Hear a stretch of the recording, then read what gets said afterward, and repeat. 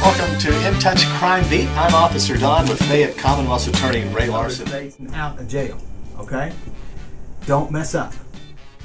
And those are the people, those repeat offenders, the ones that go to prison. And They say we're the #1 rated radio show in the whole country. Part of In Touch, this is Crime Beat. I'm Officer Don with Fayette Commonwealth's Attorney Ray Larson. Ray, a couple of things I want to just start off the bat. A couple of Supreme Court rulings this week. One is that juveniles are no longer eligible for the death penalty or life in prison. And the other deals with illegal immigration. No, it's life in prison without the possibility of parole.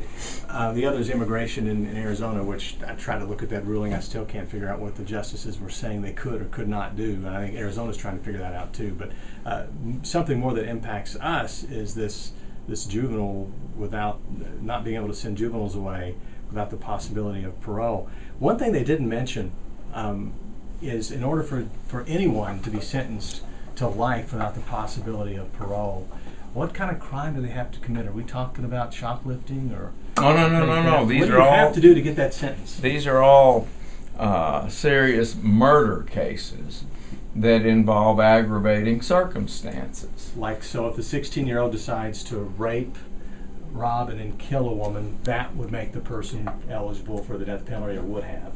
It would have, for these more serious penalties like death or life without parole. Now, that's off the table for anybody that's under 18 years old.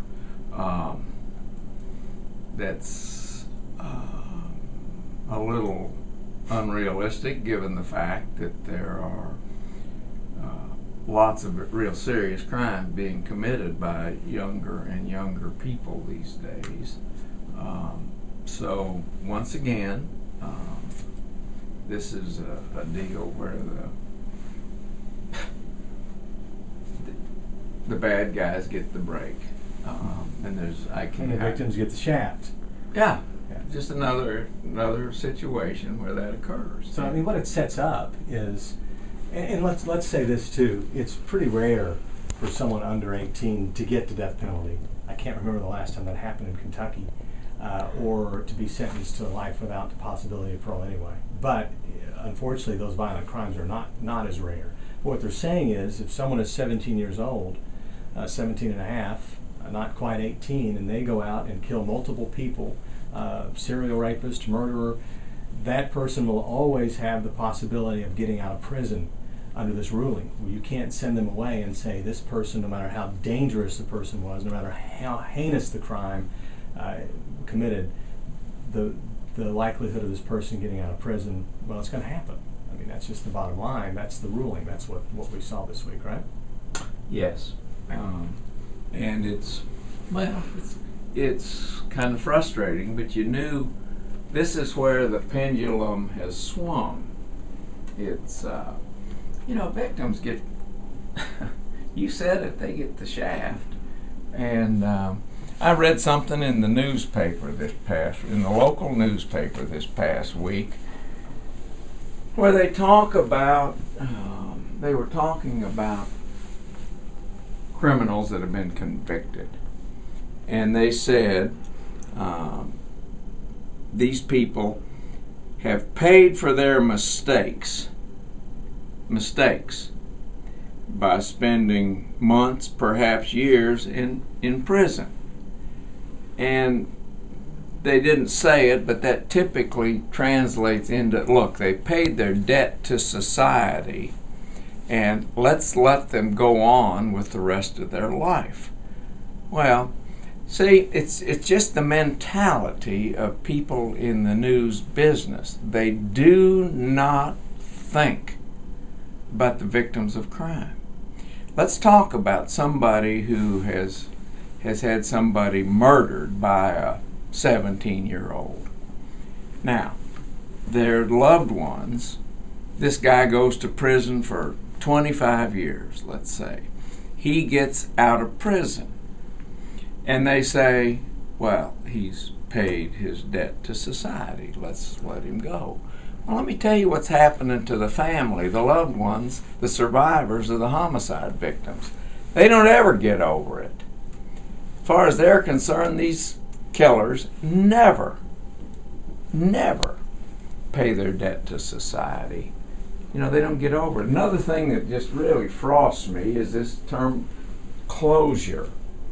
Everybody says, well, they deserve closure, these survivors of homicide victims. Let me tell you something.